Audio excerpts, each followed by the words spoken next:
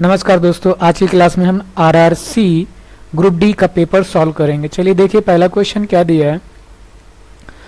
जो first question है वो है 140 वस्तुएं बेचने पर एक आदमी को 6 वस्तुओं के बिक्री मूल्य के बराबर हानि होती है, तो उसका हानि प्रतिशत क्या होगा। मुझसे क्या पूछ रहा है, हानि प्रतिशत क्या होगा, मुझे ये निकालना है। ठीक है, तो देखिए निकालते हैं हम लोग कैसे करेंगे।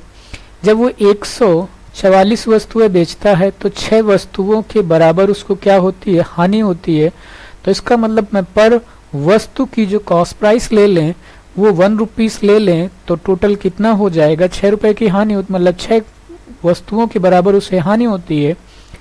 तो टोटल कॉस्ट प्राइस हो जाएगी, वो हो जाएगी 150 रुपए। कितनी हो जाएगी, 150 रुपए।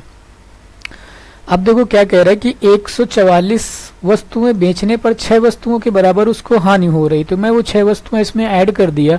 तो इसका मतलब जो सीपी होगा वो कितना होगा, 150 रुपए होगा। और हमसे पूछ क्या रहा है, प्रॉफिट या हानि प्रतिशत। तो कितना हो रहा है, हानि कितनी हो रही थी, 6। तो 6 अपॉन में क्या रखोगे, सीपी यानी 150 और इंटू कितना कर दोगे, 100। 0 से 0 कट कर दीजिए इधर, 2 3 जा 6, 3 से कट करेंगे 5, 5 1 जा 5, 5 2 जा 10, मल्टीप्लाई कराओगे 2 2 जा 4। तो कितने परसेंट की हानि हो रही है, 4% की। ऑप्शन नंबर हमारा क्या हो जाएगा, ए हो जाएगा। चलिए नेक्स्ट क्वेश्चन को हम लगाते हैं। नेक्स्ट क्वेश्चन ट्राई करिए, देखिए नेक्स्ट क्वेश्चन क्या है।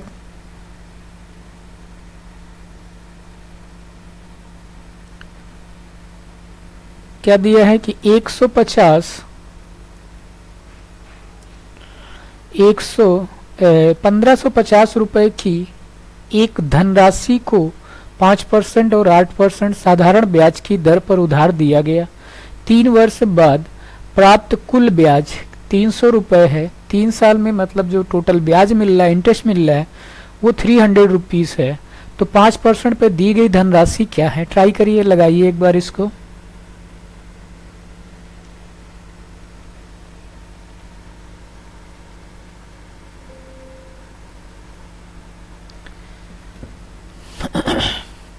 ट्राई कर लिया होगा, देखिए कैसे करेंगे। जैसे हमसे कह रहा है कि 150 रुपए की धनराशि है, तो कोई धनराशि मान लो पहले x रुपए होगी, उसका कितने परसेंट दिया उसने, 5% पर दिया है। साधारण ब्याज पे दिया है, तो कितने साल के लिए दिया है, 3 इयर्स के लिए। ठीक है, PRT बाई 100 लगा दिया। और फिर प्लस दूसरी जो धनराशि बचेगी वो 1550 माइनस x ये बचेगी, और इनटू कितने परसेंट था, 8%, और कितने टाइम के लिए, 3 ईयर, अपॉन में 100। ठीक है, अब इसको हम क्या करेंगे, सॉल्व करेंगे। एक तो ऐसे आप सॉल्व कर सकते हो, दूसरा क्या कर सकते हो कि जैसे मान लो अब यहाँ पे ऑप्शन आप ले सकते हो, ऑप्शन से रख के भी सॉल्व कर सकते हैं। तो चलिए इसको हम लोग ऐसे करते हैं। एलसीएम आ जाएगा, कितना आ जाएगा, 100 आ जाएगा। ये हो जाएगा आपका 15x प्लस, और इधर जब आप इसको सॉल्व करोगे तो वो हो जाएगा कितना, 24। कितना हो जाएगा, 24। मल्टीप्लाई कराओगे इधर तो ये आ जाएगा कितना, 1550 इंटू 24 और माइनस 24x, और इक्वल टू में कितना था, इक्वल टू में 300। इंटरेस्ट कितना मिल रहा था हमको, 300। तो इक्वल टू में कितना होगा, 300। इसका मल्टीप्लाई आप उधर कराओगे इस साइड, और इधर इसका मल्टीप्लाई करा लीजिए आप इसका। ठीक है, तो चलिए करते हैं इसको, हम लोग सॉल्व करते हैं। कैसे करेंगे, ये जब इसको इधर कराओगे आप मल्टीप्लाई तो ये बनेगा कितना, 15x इससे माइनस करा लो, 24 में से 15x लेस हो जाएगा तो माइनस का कितना बचेगा, 14 में से 5 जाएगा तो 9 5 14 बचेगा, और 1 यानी 9x बचेगा। माइनस का कितना बचेगा, माइनस 9x, और प्लस का हमारे पास कितना बचेगा इधर, ये 1550 इंटू 24, और नीचे 100 है तो इसका जब मल्टीप्लाई कराओगे तो उधर हो जाएगा, ये हो जाएगा 300 इंटू 100। ठीक है, बात समझ गए होंगे, यहाँ तो चीज़ें समझ में आ गई होंगी। चलिए आगे देखते हैं। हाँ ये हो गया। अब आप क्या करोगे, यह माइनस का है, इसका मल्टीप्लाई करा लो 155, तो 1550 इंटू 1550 इंटू 24 जब आप मल्टीप्लाई कराओगे तो वो आ जाए कितना 9x प्लस 37200। ठीक है, इसको मल्टीप्लाई कराओगे तो आप ये आ जाएगा, और इक्वल टू में कितना था 340। ठीक है, इस वैल्यू को आप उधर ले जाओगे और उसको इधर ले आओगे। क्या करोगे, इस वैल्यू को आप इधर लाओगे और 9x को उधर ले जाओगे, तो ये 37200 माइनस 30,000 इक्वल टू 9x। अब इससे 30,000 माइनस करोगे तो बचेगा 7200 इक्वल टू 9x। 9 से कट करेंगे, 9 8 जा 72, तो 800 जो रुपीस है वो किसकी वैल्यू है, x की वैल्यू है। किसकी है, x की वैल्यू। बात समझ गए, इतनी चीज़ आपको समझ में आ गई होगी कि हमने क्या कहा। तो क्वेश्चन क्या था, क्वेश्चन दिया था आपको दो राशियां थी अलग अलग इतने और इतने परसेंट पे दी गई थी, और उसको 300 रुपीस हमें क्या मिला था, ब्याज में इंटरेस्ट मिला था। ठीक है, तो उसमें इस तरीके, इस क्वेश्चन को दूसरा मेथड देखो कैसे करना है, इसको कॉपी कर लिया होगा, बेसिक मेथड हमने समझाया है ना। अब इसको जैसे आपको दूसरे मेथड से करना है तो आप क्या करोगे, पहले निकाल लो इसको ओवरऑल कितना इंटरेस्ट हो रहा है। तो कितना इंटरेस्ट हुआ है, यानी 300 अपॉन 1550 और इंटू 100। यहाँ से 0 से 0 कट कर दोगे। अब इसको डिवाइड करना है तो 5 से कट कर सकते हो, 5 3 जा 15, 5 1 जाए, लेकिन फ्रैक्शन में आएगा। बस ये चीज़ को थोड़ा ध्यान देनी है क्योंकि एग्जैक्टली डिविजिबल नहीं हो रहा है। ये हुआ और इधर 2 से मल्टीप्लाई कराओगे तो 600 बाई 31, ये आ जाएगा आपका, क्या आ जाएगा 600। अब यहाँ पर आपको जो ये तो प्रॉफिट परसेंट, मतलब उसको टोटल इतना इंटरेस्ट हुआ है, तो आप क्या करोगे 5% इधर रखोगे और 8% इधर रखोगे और फिर इसमें लगा दोगे एलिगेशन इधर से, और इधर ये वैल्यू लगाई चली जाएगी। तो इसको सब्ट्रैक्ट करा के इधर वैल्यू निकालनी है और फिर इसको सब्ट्रैक्ट करा के इधर लिखनी है। तो जो ये वाली वैल्यू होगी वो ए का पार्ट होगा। यहाँ पर देखो डिविजिबल वैल्यू नहीं आ रही, इस वजह से फ्रैक्शन में बन गई, तो कैलकुलेशन थोड़ी सी बढ़ जाएगी यहाँ भी, बट यहाँ भी आप कर सकते हो। तो ये तो समझ गए होगे, ये एलिगेशन मेथड हम ऐसे लगा के इसको भी सॉल्व कर सकते थे। ठीक है, तो चलिए नेक्स्ट क्वेश्चन लगाते हैं हम लोग। देखिए नेक्स्ट क्वेश्चन क्या है कि 3 की पावर 40 दी गई, इसका अंतिम अंक पूछ रहा है, यानी इकाई का अंक पूछ रहा है, यूनिट नंबर पूछ रहा है, क्या होगा। ठीक है, तो अब एक चीज़ आप समझ लीजिए कि जैसे इसकी जो पावर्स होती है इसको 4 से डिवाइड करना होता है। जैसे पूरी तरीके से डिवाइड हो जाती है, यानी पूरी तरीके से डिवाइड हो रहा है 10 टाइम में, तो यहाँ कोई रिमाइंडर नहीं बचता। जब कोई रिमाइंडर नहीं बचता है तो 3 की पावर 4 कर दो। कितना कर दो, 3 की पावर 4, और जो उसकी पावर 4 में जो आए वैल्यू वही उसका आंसर हो जाता है। तो 3 की पावर 4 होता है 81 होता है, तो इसमें यूनिट नंबर क्या हो गया 1, तो हमारा जो आंसर हो गया वो क्या हो जाएगा 1 हो जाएगा। ठीक है, अगला क्वेश्चन देखिए। एक आदमी कुछ चावल और गेहूं 380 रुपए में खरीदता है। चावल और गेहूं के भार में अनुपात, जो उनका वेट है, उनका वेट कितना है 4:3, कितना है 4:3 है। और उन राशियों के चावल और गेहूं के मूल्य, यानी जो उनके पैसे का रेशियो है वो कितना है, जो मतलब ऐसा समझ लो कि 4 किलो गेहूं और 3 किलो तुम्हारे क्या थे, चावल थे। ठीक है, मतलब यहाँ पे क्या दिया, चावल और गेहूं दिया, तो ये चावल हो गया 4 kg और 3 kg गेहूं हो गया, इनका रेशियो। और यहाँ पे तो चावल 4 किलो चावल 5 रुपए के भाव से मल्टीप्लाई कर लोगे तो ऐसे आ जाएगा अमाउंट। बात समझ रहे हो। तो हमें इस क्वेश्चन में पूछा क्या, इतने रेशियो में चावल की धनराशि में खरीदा गया, मतलब चावल की कितनी धनराशि में खरीदा गया है, मतलब चावल के पैसे पूछे गए हैं कि कितने रुपए में चावल खरीदे गए हैं। ठीक है, बात समझ गए। चलो देखो कैसे करेंगे। अब हमें करना क्या है कि जैसे ये देखो क्वेश्चंस है, अब इनमें x यहाँ पर देखो 5:6 लिखोगे। दोनों की वैल्यू अलग अलग है, लेकिन दोनों के अमाउंट मुझे नहीं पता है, लेकिन अलग अलग अमाउंट पूछा है। तो इसको मान लो ये x हो गया और ये भी x हो गया, ये y हो गया और यहाँ पे भी y हो गया। अब एक चीज़ देखो, इनका जैसे मल्टीप्लाई करा दोगे इधर ये वाला, तो जब मल्टीप्लाई कराओगे तो 20xy आएगा। ये किसकी कॉस्ट आ गई? ये चावल की आ गई। किसकी आ गई है? चावल। मतलब चावल उसने कितने रुपए में खरीदे? 20xy में। और जैसे गेहूं का पूछा जाए तो जो तुम्हारे गेहूं खरीदे गए हैं, क्या खरीदे हैं? गेहूं जो खरीदे, वीट जो खरीदा गया है, वो किसका मल्टीप्लाई कराओगे? जब मल्टीप्लाई कराओगे तो तुम्हारा आ जाएगा 18xy। कितना आएगा? 18xy। यही तो तुम्हारी चीजें हैं दोनों की। अब इन दोनों को जैसे आप ऐड करते हो, क्या कर दो? ऐड कर दो।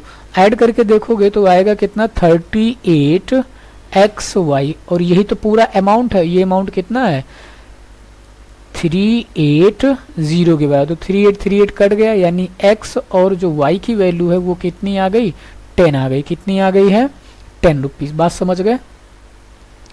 तो अब देखो एक्स वाई यहां पर रखोगे तो चावल का वेट हमसे पूछा क्या है? चावल कितनी धनराशि में खरीदा गया, मतलब चावल को कितने रुपए में खरीद, कितना रुपया चावल पर खर्च किया गया है वो पूछा जा रहा है। तो क्या करोगे? यहाँ पर 20 दिया है, चावल का अमाउंट कितने रुपए है? ये चावल का है, यही तो रुपए है। 20xy, तो 20 रखो और x की वैल्यू कितनी है? 10 है। 10 से मल्टीप्लाई करा दोगे तो 200 रुपए आ गए। चावल में उसने कितने रुपए खर्च किए हैं? 200। तो ये आंसर हो जाएगा। गेहूं का पूछा जाता तो गेहूं कितने? 18 है, तो 18 इंटू कितना कर दोगे? 10, तो कितने रुपए आ जाएंगे? 180। कितने रुपए हैं? 180। ये उसने क्या खरीदा इतने में?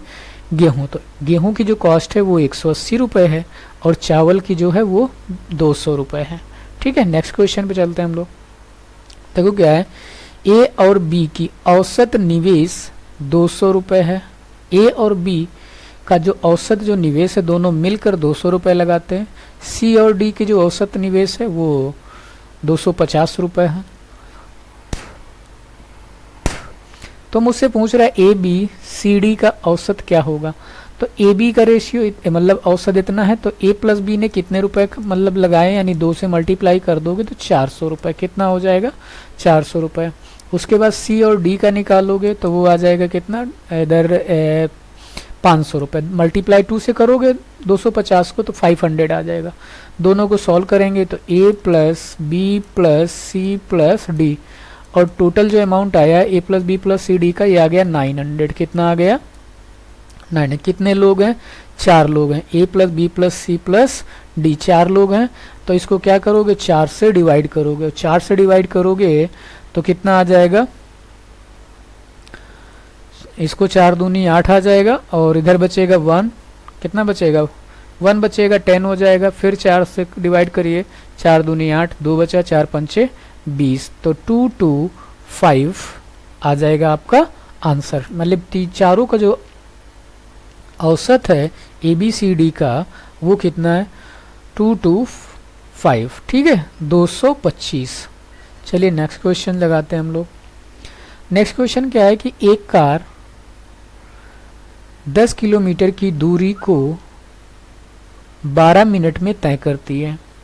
इसकी चाल को 5 किलोमीटर प्रति घंटा से कम कर दिया जाए तो उसी दूरी को तय करने में इसे के द्वारा लिया गया समय क्या होगा। तो देखो 10 किलोमीटर की दूरी को कितने मिनट में तय करती है? 12 मिनट में तय करती है। तो अब उसकी जैसे स्पीड निकालोगे, क्या निकालोगे? स्पीड। तो जो स्पीड इज इक्वल टू क्या होता है? Distance upon time. तो डिस्टेंस कितना है? 10 किलोमीटर है। टाइम कितना लग रहा है? 12 मिनट लग रहा है। इसको आवर में कन्वर्ट करना चाहोगे तो 12 60 से डिवाइड करोगे, 60 ऊपर आ जाएगा। ठीक है, 12 एक कम 12, 12 पंचे 60। ठीक है, तो उसकी स्पीड कितनी आ गई? 50। कितनी आ गई? 50 kilometre per hour. 50 kilometre per hour. ठीक है, इतनी चीज़ समझ गए होगे।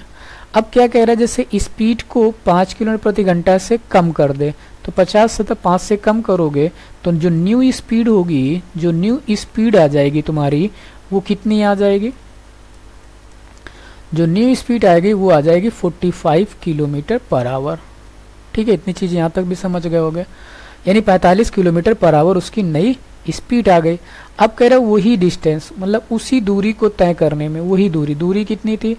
10 किलोमीटर की दूरी को। ठीक है, तो 10 किलोमीटर, तो हमसे क्या पूछा है, तो उसे कितना समय लगेगा, यानी टाइम इज इक्वल टू क्या होता है? टाइम इज इक्वल टू होता है डिस्टेंस अपॉन स्पीड। तो डिस्टेंस कितनी है? 10, और स्पीड कितनी दे रखी है? 45। तो आप यहाँ 45 लिख दो। 5 से कट करेंगे 9 जाएगा, इसको 5 से कट करोगे 2 टाइम जाएगा। ठीक है, तो कितना आ गया? 2/9 आवर। आवर्स को मिनट में मन कन्वर्ट करेंगे तो इनटू क्या कर देंगे? 60 से मल्टीप्लाई। तो इसको पहले डिवाइड करेंगे, 3 3 जा 9, और 3 से इसको डिवाइड करोगे 20 आ जाएगा। तो ये कितना आ गया? ये आ गया आपका 40, या इसको 1 मिनट इसको ऊपर ही खसका देते हैं थोड़ा सा। हाँ, अब देखिए कितना आएगा ये 40, कितना आ जाएगा? 40/3। बात समझ गए?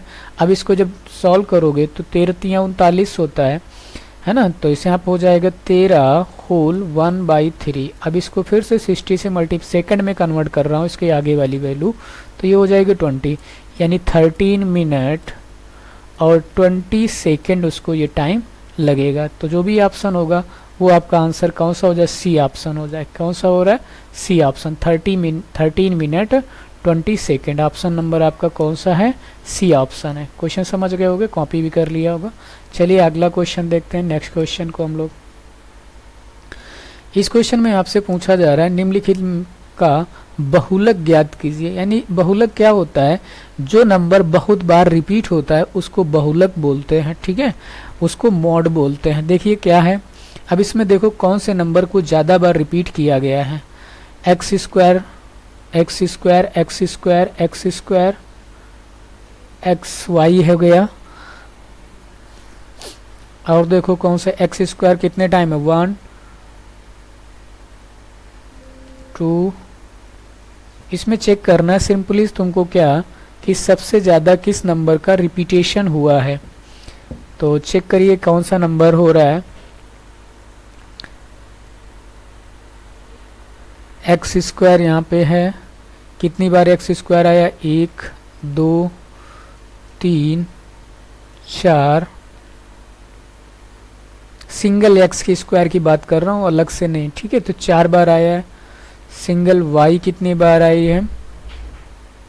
देखो ए एक्स तो कम बार है। ए एक्स कितने टाइम है? 2 टाइम। ए एक्स तो ऑप्शन होगा नहीं, ऑप्शन से कर लो, ज़्यादा बेटर है।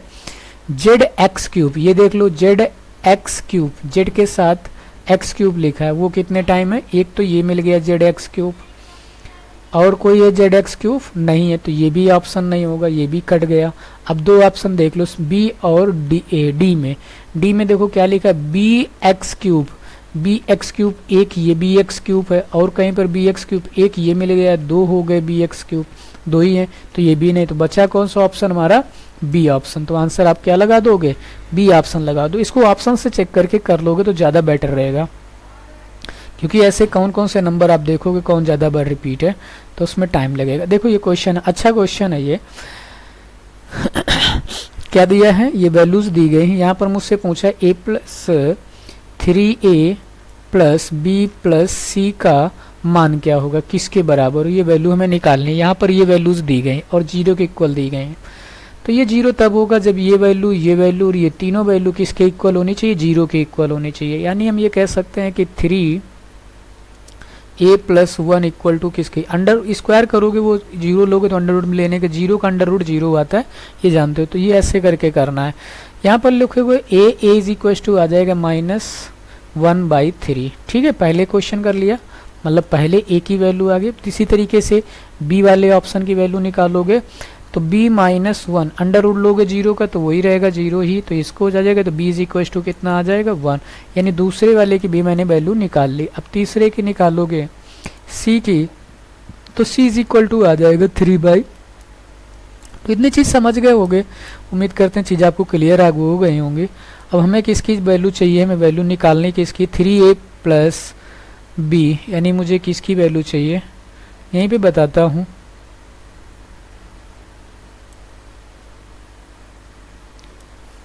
इस पे देख लो, मुझे 3a यहाँ पर ये गलत लिखा है, 2c होना चाहिए, यहाँ पे कितना 2c वैल्यू निकालनी। देखो 3a 3 रखो, a की वैल्यू तुमने क्या निकाली है माइनस की 1/3, तो यहाँ पे डाल दो माइनस का 1/3, फिर साइन किसका है प्लस का है, प्लस लगा दीजिए।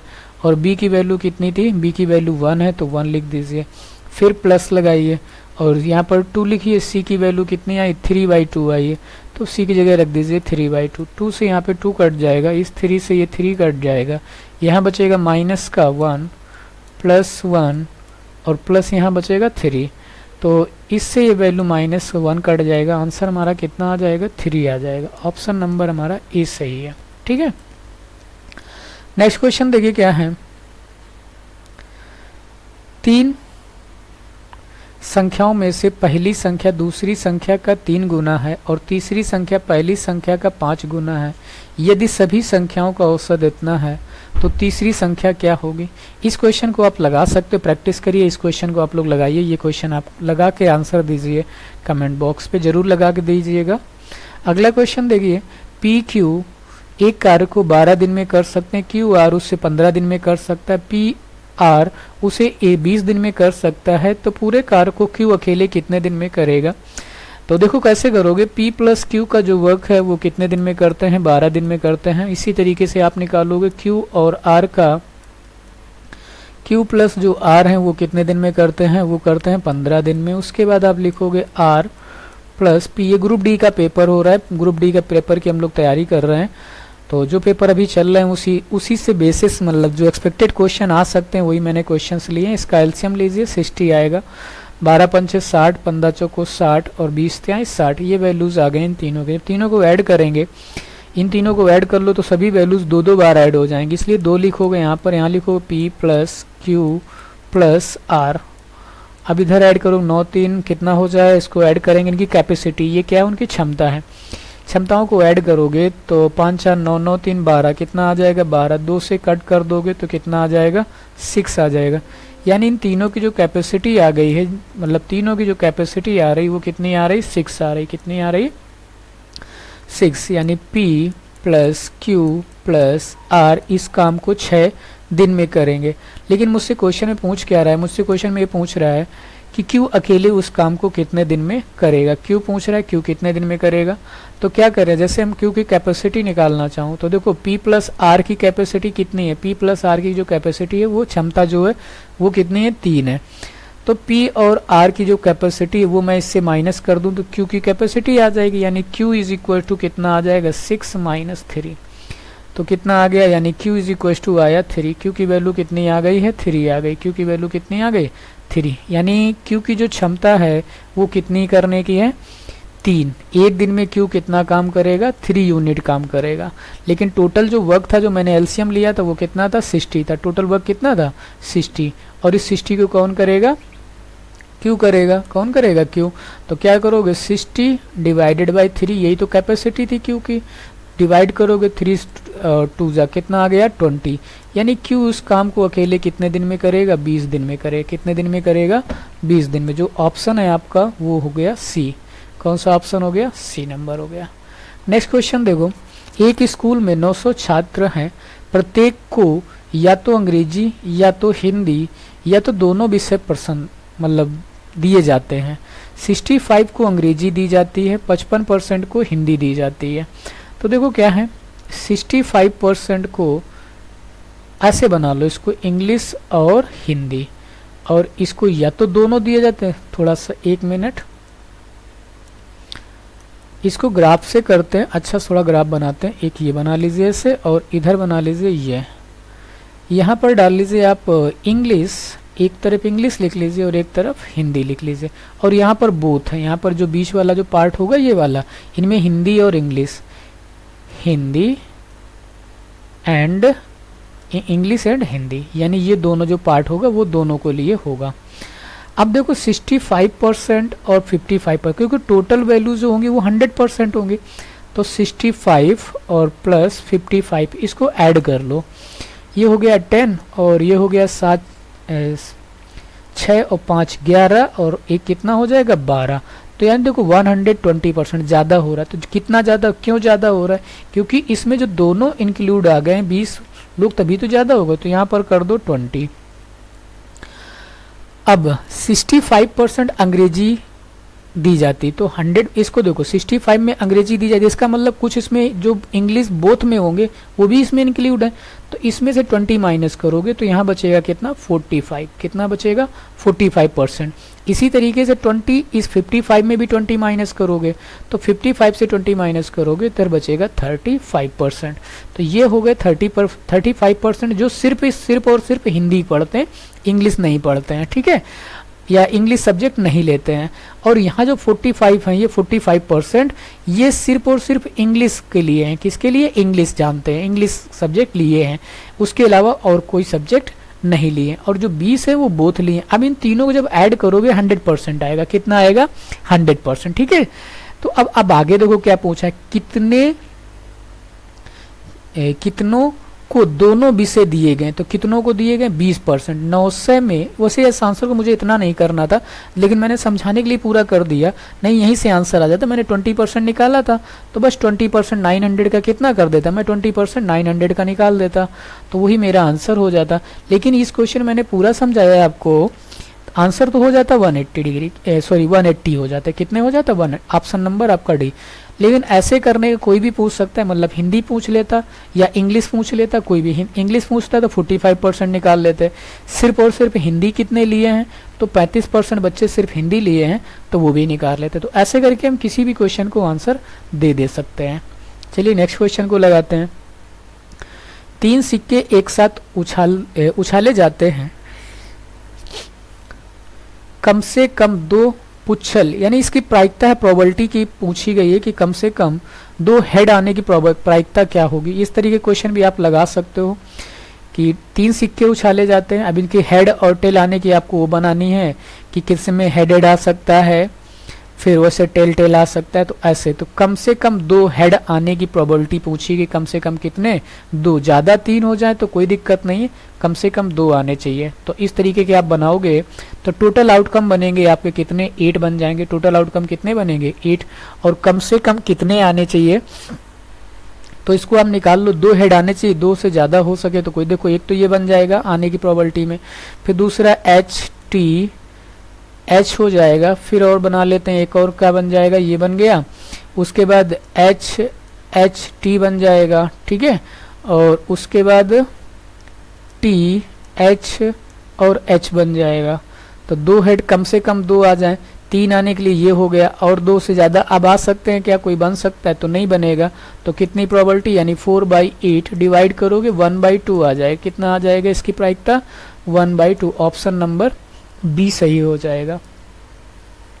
अगला देखिए, एक आयत की भुजाओं को मापने में, एक भुजा को मापने में 5% की वृद्धि तथा दूसरी को 2% की कमी की जाती है, तो क्षेत्रफल में कितने प्रतिशत की त्रुटि हुई है?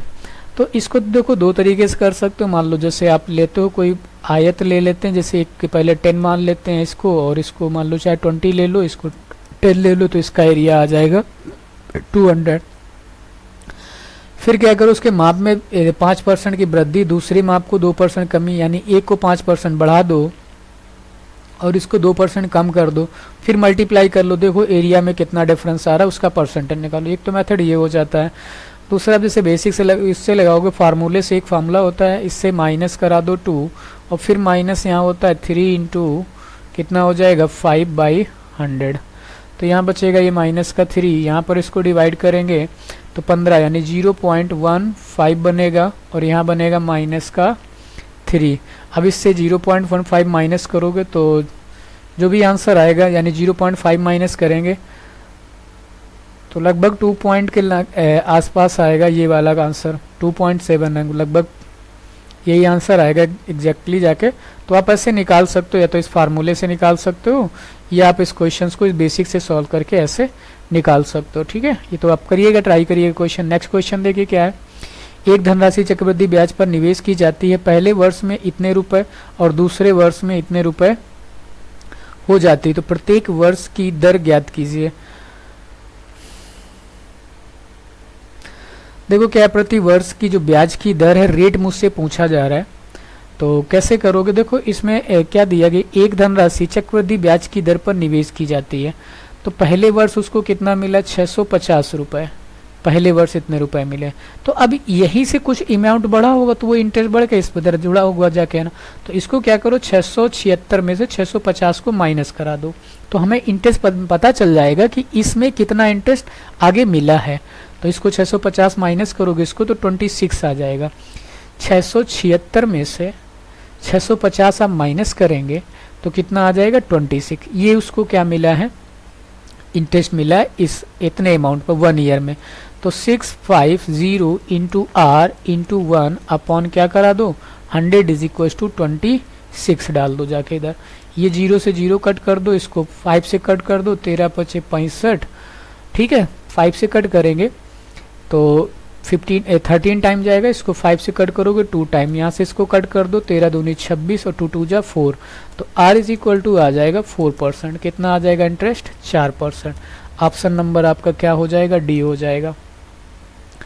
नेक्स्ट क्वेश्चन देखिए, एक समलंब चतुर्भुज समांतर भुजाओं के अनुपात, समलंब जो चतुर्भुज होता है यानी रोम्बस जो होता है, उस रोम्बस की जो समांतर समलंब चतुर्भुज है, हाँ समलंब, रोम्बस को ही बोलते हैं समलंब चतुर्भुज, तो ये रोम्बस हो जाएगा, उनकी समांतर भुजाएं सम चतुर्भुज है। समलंब को हम बोलते हैं, सॉरी समलंब को क्या बोलते हैं, समलंब को हम लोग बोलते हैं पैरेललोग्राम। तो कुछ ऐसे बनेंगे ये, तो इन समांतर भुजाओं का जो अनुपात है, ये मान लो जैसे 3 हो गई 3x और ये हो गई 2x। समांतर भुजाओं के जो अनुपात है वो 3 और ये था। इनकी न्यूनतम बीच की दूरी, जो बीच की दूरी न्यूनतम है वो कितनी है, 15 सेंटीमीटर है। यदि समलंब चतुर्भुज का क्षेत्रफल इतनी दूर 1440 सेंटीमीटर स्क्वायर है, तो समांतर भुजाओं की लंबाइयों का अर्ध योग ज्ञात कीजिए। उनका योग का आधा निकालना है, ठीक है। बात समझ गए होगे। क्वेश्चन में क्या है, तो एरिया इसका क्या होता है, इसका एरिया हो जाएगा इसका और इसका मल्टी यानी बेस इंटू हाइट, क्या कहोगे, बेस इंटू हाइट। तो ये लिख दोगे 3x इंटू 15 और एरिया कितना हो जाएगा 144 और 0, ठीक है। इसको क्रॉस में से 15 3 45 हो जाएगा, तो x is equal to 1440 upon 45। इसको कट कर दो, 9 से कट जाएगा, 9 से कट कर दो, 9 से कट करेंगे 9 5 जा, और यहाँ पे 9 1 जा 9, कितना बचेगा 5 न 6 का 54 यानी 6 आ जाएगा और 0 आ जाएगा, ठीक है। अब 5 से कट करोगे तो 5 3 15 5 दूनी 10 32 आ जाएगा। x की वैल्यू कितनी आ गई है, 32। अब यहाँ पर आप रखोगे तो मुझसे क्या पूछा, इन दोनों का योग करना है साइड का, तो योग कर लीजिए, तो वो कितना आ जाएगा 3x और प्लस 5x, तो 2x था और 3x था, ये आ गया 5x इंटू आपके भाई ऐड किया, ये आ गया कितना 5x आ गया। x की वैल्यू 32 से डालोगे तो 5 इंटू 32 और इसका हाफ करना था, तो ये आ जाएगा कितना आ जाएगा 16 आ जाएगा, और 16 5 80 कितना आएगा 80 आ जाएगा, ठीक है। तो दो समांतर भुजाओं की लंबाई का अर्ध योग ज्ञात कीजिए। तो आधा योग कितना आ रहा है, 80 आ रहा है। ऑप्शन तो कोई आ नहीं रहा, एक बार कैलकुलेशन चेक कर लीजिए। एरिया हो जाएगा बेस इंटू हाइट, तो ये 15 हो गया, जे 30 के बीच की न्यूनतम दूरी 15 दी गई है समलंब भुजाओं। बात समझ गए, क्वेश्चन कैसे करना, यही 80 होगा। ऑप्शन नहीं दिया, हो सकता है ऑप्शन गलत हो, नहीं तो आप एक बार कैलकुलेशन चेक कर लीजिएगा। वैसे सही है क्वेश्चन में, इसी तरीके से, क्योंकि न्यूनतम दूरी यही होगी, ये वाली, यहाँ वाली न्यूनतम दूरी नहीं होगी, ये थोड़ी दूरी इससे बढ़ जाएगी, सबसे कम दूरी पैरेलल लाइन की यही होगी, ठीक है। तो इस वजह से मैंने ये वाली लगा दी थी, इसी वजह से ये आंसर आ रहा है 32 आ रहा है। कैलकुलेशन चेक किया हमने, चेक कर लेते हैं एक बार और से। तो 9 पना 45, 9 एकम 9 और यहाँ बचेगा 5। ठीक है, सही है यहाँ तक। ये तो 32 ही आएगा, हम यहाँ 15 और 1 बचा, 5 दूनी 10, 32 आ रहा है। इसका सम करके आधा करना था, मैंने सम कर लिया, x की वैल्यू 32 डाली, आधा कर दिया, 16 पचे 80। यही आंसर है, ऑप्शन गलत हो गए होंगे। नेक्स्ट क्वेश्चन देखिए, एक स्कूल में छात्रों का औसत भार 180 छात्रों का औसत भार इतना है, लड़कियों का औसत भार इतना है। ये कर लेना है क्वेश्चन, आसान सा क्वेश्चन है, सिंपल, आप निकाल सकते हो ये क्वेश्चन, औसत भार का है। अगला क्वेश्चन देखिए, कार की चाल ट्रक की चाल का 2 गुना और ट्रक की चाल ट्रैक्टर की चाल का 3 गुना है। यदि ट्रैक्टर एक दूरी को 1 घंटे 54 मिनट में तय करती है, तो उस दूरी को ट्रक द्वारा तय करने में लिया गया समय। तो देखो उनकी स्पीड दी गई है, क्या दी गई स्पीड, क्या क्या है मेरे पास, एक कार की चाल, ट्रैक्टर की चाल, कार हो गई, क्या क्या है आपके पास, एक कार हो गया, एक ट्रक हो गया, ठीक है, और फिर क्या हो गया, ट्रैक्टर हो गया। इधर पर लिख लीजिए आप ट्रैक्टर, ठीक है, एक ट्रैक्टर हो गया। अब देखो क्या कह रहा है कि ट्रैक्टर की चाल का 3 गुना है, किसकी चाल, ट्रक का। तो ये ट्रैक्टर x मान लो, तो इसकी चाल कितनी हो गई, 3x हो गई, बात समझ गए। फिर कह रहा है कार की चाल ट्रक की चाल का 2 गुना है, तो इसका 2 गुना कार की चाल हो गई, यानी ये 6x हो गया। तो उनकी चालों का जैसे अनुपात निकालोगे तो वो आ जाएगा कितना, 6, 3 और 1, ये इनका रेशियो आ गया, उनकी चालों का रेशियो। ठीक है, अब कह रहा है यदि ट्रैक्टर एक दूरी को इतनी देर में तय करता है, ठीक है, कितनी देर में, 1 आवर 54 मिनट में तय करता है, तो उसी दूरी को ट्रक द्वारा तय करने में लिया गया समय, या तो एक रेशियो ना निकालो तो भी कर सकते हो। ट्रैक्टर की चाल कितनी थी, x थी, तो मल्टीप्लाई करा दोगे इसको, ये हो जाएगा हमारा 1 आवर 54 मिनट था, तो 54/60, ठीक है, ये हो जाएगा। अब इसको आप सॉल्व करना चाहो तो कर सकते हो, इधर इसका मल्टीप्लाई करा दोगे जाके, या इसको भी मिनट में ही बना लो, इसको किस में कर लो, चाहो तो मिनट में बना लो, नहीं मिनट में बनाना तो इसमें ही रखो, और इनटू किससे मल्टीप्लाई, ये इसको सॉल्व कर लेते हैं पहले। तो जब सॉल्व करेंगे आप तो 60 + 54 हो जाएगा, अपॉन में 60 हो जाएगा। इसको जब आप सॉल्व कर रहे होंगे तो कितना आ जाएगा, ये 4 आ जाएगा, और 6 5 11, 114 आ जाएगा बटे 60, और इनटू क्या करा दोगे आवर में, ये उसकी डिस्टेंस आ गई, इतनी दूरी तय करने, तो उसी दूरी को ट्रक के द्वारा तय करना है।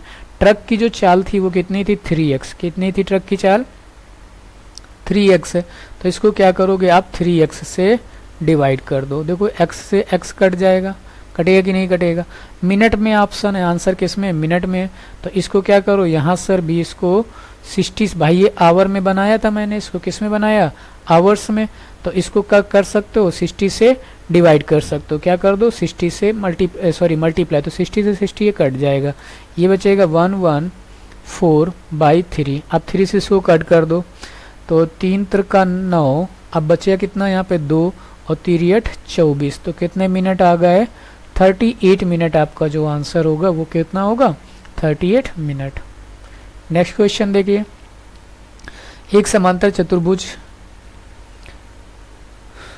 चतुर्भुज की भुजाओं का अनुपात 5 और 4 है, इनका क्षेत्रफल इतने वर्ग सेंटीमीटर 1000 वर्ग मात्रक है, तो छोटी भुजा पर लंब की लंबाई इतनी है तथा मात्रक है बड़ी भुजा के लंब की लंबाई ज्ञात। ये क्वेश्चन कर लीजिए, मैं फिगर बता दे रहा हूँ। एक समांतर चतुर्भुज है, कुछ ऐसे बना दिया गया है, ये वाला, यहाँ पे आप नाम दे दीजिए ABCD, और समांतर भुजाओं में अनुपात है, तो अनुपात हो गया ये मान लो 5x हो गया, और ये हो गया मेरे पास कितना 4x हो गया, ठीक है। उनका क्षेत्रफल एरिया दे दिया गया इतना, छोटी भुजा पर लंब की लंबाई, जो छोटी भुजा है ये छोटी भुजा 4x हो गई, इस पर एक लंब डाला गया ऐसे करके, और इस लंब की जो लंबाई है वो कितनी है, 25 सेंटीमीटर है, या यूनिट है, कुछ भी लिख सकते हो, ठीक है। ये इतनी दी गई, तो मुझसे बड़ी भुजा पर लंब की लंबाई पूछा जा रहा है, मतलब यहाँ से ऐसे डाली जाएगी तो इस पर ही इसकी लंबाई पूछी। इसको मान लो मैंने मान लिया ई है, ये क्या पॉइंट हो गया ई, और इसको मान लो एफ। तो मुझसे डी और एफ की लेंथ पूछ रहा है, क्या इसकी पूछ रहा है, लेंथ इसकी। तो जो एरिया इधर से निकालोगे एक्स की वैल्यू फिर इधर डाल देना, तो इधर जैसे एच मान लेते हैं, ये एच होगी, तो आप ऐसे सॉल्व कर लोगे। एरिया चाहे इधर से लगाओ चाहे इधर से लगाओ, दोनों बेस में एरिया कैसा होता है, इक्वल होता है। इसका बेस कितना होगा, जो इसका बेस होगा वो होगा 5x। एक्स आप इधर से निकाल लोगे, देखो कैसे करेंगे, 25 इंटू 4x, ये क्या होता है एरिया का फॉर्मूला, और इक्वल टू में कितना आ जाएगा 1000 आएगा। ये 25 चौको 100 यानी 2 कट जाएगा, x की वैल्यू कितनी आ जाएगी तुम्हारी 10 आ जाएगी। x की वैल्यू जैसे 25 चौको कितना हो जाएगा, ये 100 हो जाएगा, कितना हो जाएगा 100x हो जाएगा। 0 0 काट दोगे तो x की वैल्यू कितनी आ गई 10 आ गई। बात समझ गए, अब यहाँ पर रखोगे ये 50 आ जाएगी। बात समझ गए भाई। अब इसको सॉल्व कर लेना, तो 20 आएगा आंसर आपका, यहाँ पर टिक भी है। अब आगे देखिए, कार की चाल ट्रक की चाल का दोगुना। क्वेश्चन मैं करा चुका हूँ, दोबारा से आ गया, इसको छोड़ते हैं क्वेश्चन को। दो प्रकार की वस्तुओं में तांबे और जस्ते का अनुपात 8 और 3 है, और उसमें एक में 15 और इतना है कि अनुपात दोनों मिश्रण को किस अनुपात में मिलाया जाए कि नए धातु में तांबे और इसका अनुपात इतना हो जाए। देखो इस क्वेश्चन को ऐसे कर लो, 8/11 लिख लो, यहाँ पर सभी में तांबा निकाल लो, यहाँ भी तांबा निकाल लो, कितना हो जाएगा 15 प्लस 7 करोगे कितना आ जाएगा 22 आ जाएगा। यहाँ पे 22 रख लीजिए, इसको 5 2 कितना हो जाएगा 5/7 हो जाएगा। ठीक है, इसको इससे सब्ट्रैक्ट करा के इधर लिख लीजिए, इसको इधर सब्ट्रैक्ट कराएंगे और उसको इधर लिख लेंगे, और जो रेशियो इधर पर आएंगे जो दोनों वैल्यूज़ वही हमारे क्या हो जाएंगे, रेशियो निकाल लेना, वही आंसर हो जाएंगे। बात समझ गए, नहीं समझ में आ गया होगा, क्वेश्चन सिंपल सा था, बस इसका इससे और इसके सब्ट्रैक्ट करा के निकालना है, जो आएगा वही आंसर हो जाएगा। आगे देखिए, दो वस्तुएं फर्स्ट और सेकंड 10% तथा 15% के लाभ पर बेची जाती हैं। यदि प्रत्येक प्राप्त किया गया लाभ समान है, दोनों कंडीशन में लाभ समान है, वह 300 रुपये के बराबर है, मतलब लाभ यानी प्रॉफिट जो मिल रहा है वो 300 रुपये, दोनों कंडीशन में 300 रुपये मिल रहे हैं, तो क्रय मूल्य और वस्तु दूसरे के क्रय मूल्य में क्या अनुपात होगा, रेशियो पूछा गया है। ठीक है, तो मान लो जैसे लाभ पर बेची जाती है, एक वस्तु x रुपये है, उसको कितने % पे लाभ पे बेची जाती है, 10% के लाभ पर। ठीक है ना, तो 10% के लाभ पर लगा दो, तो इसका 10% लगा लो, और उसको जो लाभ मिल रहा है, लाभ ही मिल रहा है, तो मैं लाभ पर निकाल लेते हैं डायरेक्ट, या तो x मान कर उसको निकालो जाके, या तो डायरेक्ट ही मान लो कि पहले ही वस्तु x थी, उसमें लाभ कितना हो रहा है 10%, तो 10% कितना लाभ हो रहा है 300 के बराबर हो रहा है, तो इधर से ये कट जाएगा एक जीरो, इधर कराओगे तो x इक्वल टू कितना आ जाएगा 3000 आ जाएगा, यानी पहली वैल्यू उसका 3000 आ जाएगा, दूसरे का निकालोगे 15% के बराबर, तो 15 दूनी 30 यानी 2 आ जाए, कितना आ जाएगा 2। चलो अच्छा कर देते हैं, यहाँ पर जैसे मान लो y अमाउंट था, दूसरा अमाउंट y था, इसका 15% निकालोगे, इंटू 100 करोगे, इक्वल टू में कितने डालोगे 300 के, इसको 15 एकम 15 दूनी 30 हो जाएगा, इधर मल्टीप्लाई करा दोगे तो y इक्वल टू आ जाएगा 2000, कितना आ जाएगा 2000। पहला और दूसरे के साथ रेशियो पूछा गया है, तो पहला कितना था 3000, कितना आ रहा है 3000, तो ये तीनों जीरो काट दो इधर से, ये 2 से कट जाएगा, तो 3:2 आंसर हमारा हो जाएगा, ऑप्शन नंबर डी हो जाएगा। अब देखिए नेक्स्ट क्वेश्चन क्या है, नदी 2 किलोमीटर प्रति घंटे की चाल से बह रही है, यदि नदी के प्रवाह के प्रतिकूल एक आदमी को जाने में और नदी के अनुकूल जाने में लगाए गए समय का 2 गुना समय लेती है, तो स्थिर जल में आदमी की चाल कितनी है। इस क्वेश्चन को अभी आप लोग ट्राई करिएगा, लगाइएगा, लगा के क्वेश्चन का आंसर कमेंट में जरूर टाइप करिएगा। ठीक है, तो इस क्वेश्चन को भी लगाइएगा। एक क्वेश्चन ये दिया गया है cos 24 degree, cos 55 degree, cos, क्योंकि क्वेश्चन में टाइम ज़्यादा हो रहा है, 45 मिनट हो चुके हैं, तो इस वजह से मैं क्वेश्चन कुछ आप लोगों को घर में लगाने के लिए दे रहा हूँ।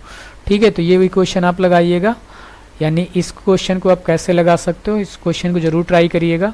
ठीक है, तो इस क्वेश्चन को भी लगाइए, क्वेश्चन नंबर 24 है। ठीक है, 24 नंबर क्वेश्चन है। ये क्वेश्चन का आंसर आ रहा है, मतलब 1/2 आ रहा है। चलो इसको बता देते हैं, नहीं से क्वेश्चन है तो सिंपल सा, इसको कोई दिक्कत नहीं होगी। इसको चाहो तो आप बस सिंपली इसको रेसिप्रोकल कर दोगे, तो ये बन जाएगा 2x² + 5x + 2 अपॉन में x आ जाएगा, और इधर आ जाएगा 6 आ जाएगा। ठीक है, ऐसे कर लेना इसको, और इसको x से डिवाइड कर दोगे तो यहाँ बन जाएगा 2x, और इधर बनेगा फिर ये इसको बनेगा 2/x, और इधर बना दो 5 इक्वल टू 6। इस 5 को उधर ले जाओगे तो 6 में माइनस करोगे तो कितना आ जाएगा, 1 बच जाएगा। यहाँ 2 कॉमन ले लोगे तो ये x plus 1/x is equal to 1 था, अभी ये 2 से डिवाइड कर दोगे जाके तो x प्लस 1/x कितना आ रहा है, 1/2 आ जाएगा। ठीक है, बात समझ गए होगे। तो ऑप्शन नंबर बी सही था, सिंपल सा क्वेश्चन था। इस क्वेश्चन को भी आप ट्राई कर सकते हो, लगा सकते हो, आसान सा क्वेश्चन है। आंसर ने इसका 1 आ रहा है। क्वेश्चन क्या दिया गया, देखिए दिया गया है आपको sine x plus y is equal to cos 3x plus y, ये इक्वल है। तो देखो इनकी वैल्यू इक्वल कब कब होगी, जैसे मान लो या तो 45 ये हो और 45 ये हो, 45 में इक्वल होती है, या साइन 30 और कॉस 60 की वैल्यू तो इक्वल आती है दोनों की, या ऐसे कह सकते हो कॉस 60 और इसकी 30 कह सकते हो। तो आप समझ सकते हो कैसे करना है, दोनों क्वेश्चन को हम आसानी से लगा सकते हैं। ठीक है, बात क्लियर है, समझ गए होगे, कोई डाउट तो होगा नहीं इसमें। तो इन दोनों की वैल्यू हम मान लें, जैसे इसको कितनी मान लें 15, कोई भी वैल्यू एक्स वाई मुझे कुछ लेना देना नहीं है, मैं इसकी कुल मिला के इतना मान लेता हूँ कि x प्लस जो y होगा वो कितना होना चाहिए, बस उतना आप समझ लीजिए कि ये वैल्यूज़ कितनी आनी चाहिए। और इसको जब यहाँ पे 3 से मल्टीप्लाई कराओगे 60 आ जाए, तो ये दोनों जब इसकी 30 की वैल्यू इक्वल होती है 60 की, या 45 हो जाए, कितनी हो जाए 45 में, तो जो भी सेटिस्फाई कराता है उसका आंसर भाई क्या आ जाएगा, 1 आ जाए। वैल्यू डाल के रख सकते हो जो इसमें सेटिस्फाई करा जाए। अगला क्वेश्चन देखिए, लास्ट क्वेश्चन है, और क्वेश्चन है क्या नहीं है, बस यही लास्ट क्वेश्चन है। आसमा और उसके दादा की वर्तमान आयु का योग कितना है। देखो आसमा है और उसके दादा हैं,